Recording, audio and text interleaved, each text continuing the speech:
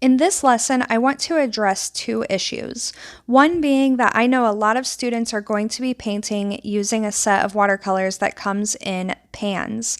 So I'm going to be comparing the tube watercolors over on the left with this pan set over on the right. Now this is a set of Winsor & Newton Cotman watercolors, and there is nothing wrong with these. I use them quite a bit. As you can see, I've used this pan set a lot. I like to use it when I'm traveling or when I'm doing some plein air painting. So I don't want you to think that tube watercolors are necessarily superior to pan watercolors, but I do want to demonstrate how they are just a little bit different and how with pan watercolors you're going to have to do a couple of things in order to achieve what is more easily done with the tube watercolors.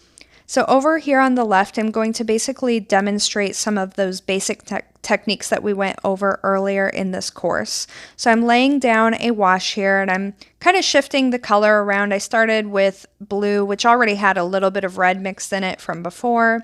And then I'm mixing kind of a violet in the middle and then some lighter red down here at the bottom. I'm not going to be able to replicate these colors exactly using the pan set because these colors that I'm using from tubes are just different pigments than what I have in the pan set. But I do want to just show you how you can use a pan set and still achieve a lot of the same things that we can do with the tube watercolors. So you can see that in the top square over here on the left side, I really used a lot of saturated, highly chromatic color to get some really dark mixes. And then down here, just for comparison's sake, I'm applying some lighter washes. So essentially, I'm not worried about a lot of technique in here, not really worried about the color. I just want to have some color shifts for comparison's sake. And what I want to show you about using the pans is that it can be a little bit more difficult to get those highly chromatic dark colors, dark values. Because with the pan watercolors, the pigment is given to you in these dehydrated cakes. And when we add water to the cakes, that activates them. However, because they're so dense, it can be very difficult to get enough pigment out of these pans to get the same dark values or highly chromatic colors that we can get with the tube paints, because when we squeeze paint out of a tube, it's already kind of soft and it doesn't need that much activation from water.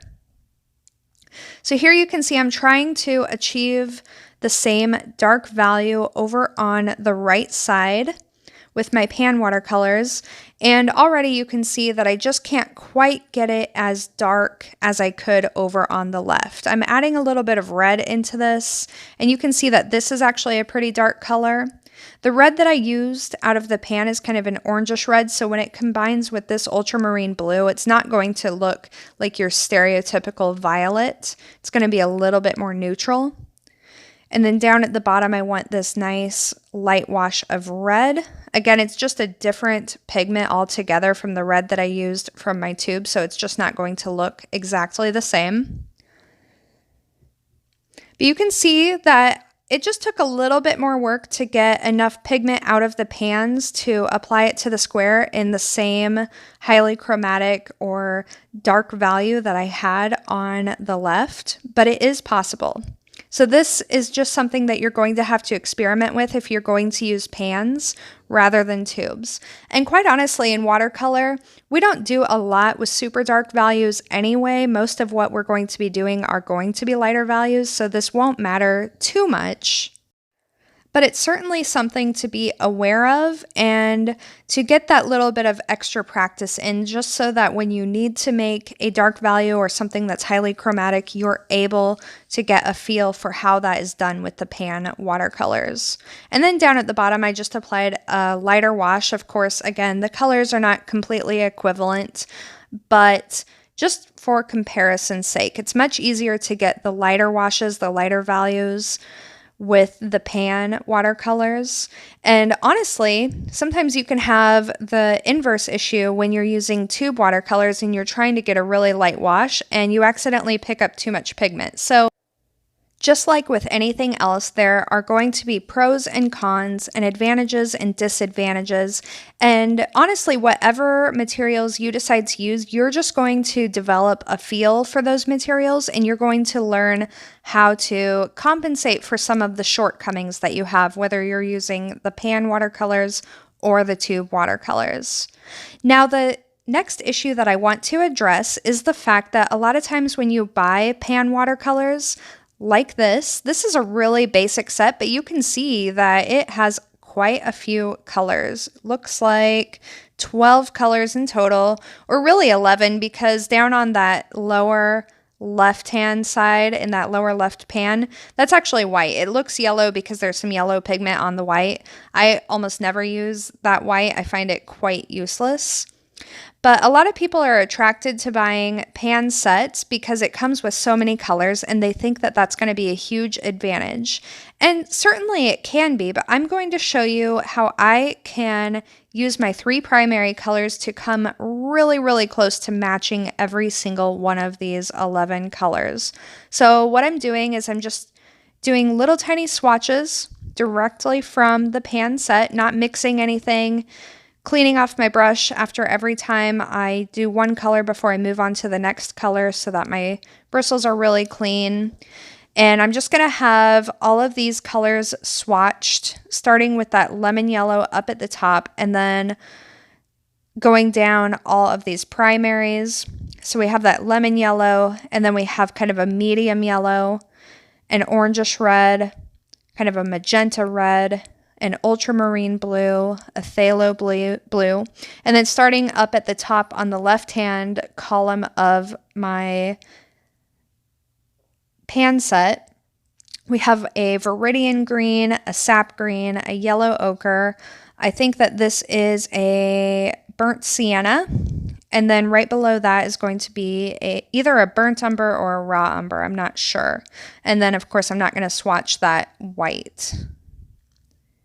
So what I'm going to do is try to match each one of these colors just by mixing from my 3 primaries out of tubes. And you're going to see that for most of these, I really get quite close.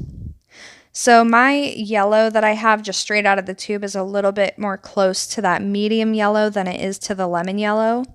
And what I'm actually going to do to try to match that lemon yellow is just add the tiniest bit of blue. And I know that that seems really strange, but it works. That lemon yellow just seems a little bit green. And now I'm going to move on to this orangish red. This pan set really doesn't have what I would consider to be a true red. What I have from my tubes for my red, I feel like that's more of a true red. And so anytime I'm mixing from these pans and I'm trying to mix, for example, maybe a violet, if I use that orangish red and mix that with a blue, I'm going to get kind of a neutral violet. And if I use the crimson red, I think that it's kind of a alizarin crimson, or maybe like a permanent rose. It's kind of a magenta red. If I mix that with a blue, I'll get a really nice vibrant violet. And that is one thing that you'll find, especially if you're using a set that has multiple versions of each primary color, is that you're going to get a different violet depending on which red and which blue you mix, or a different green depending on which yellow and which blue you choose. I do find that when you get more experience, that can be a huge advantage in painting. So I'm not knocking that, but I do think that that can be a little bit confusing for beginners. And so I would say that even if you're going to be using a set of watercolor that has all of these different colors, more than just 3 primaries, to start out with, you should just choose 1 yellow, 1 blue, 1 red, and just really get to know those 3 primary colors and how they interact with each other. And as you get more experienced and a little bit more comfortable with color theory, then you can begin to add colors to your palette. But to be quite honest, even when I'm doing a full and complete painting, I typically do not have more than maybe 5 or 6 colors on my palette at any one given time. Okay, but back to these mixes, I got a little bit sidetracked there. So basically what I'm doing is I am trying to match each one of these colors from the pan set with my primary colors. And the ones that I found that I had the most trouble matching were actually the phthalo blue and the viridian green.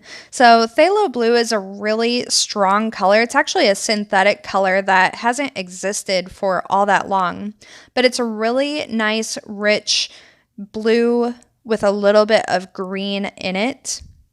And so even when I use my ultramarine blue and I add yellow to it, it's really difficult to mimic that phthalo blue because it's such a unique color. And same with that viridian green. That is a very strong bluish green. And mixing my ultramarine blue with the yellow that I have doesn't quite get me there. So those are not going to be exact matches, but I think that the rest of these are actually pretty close.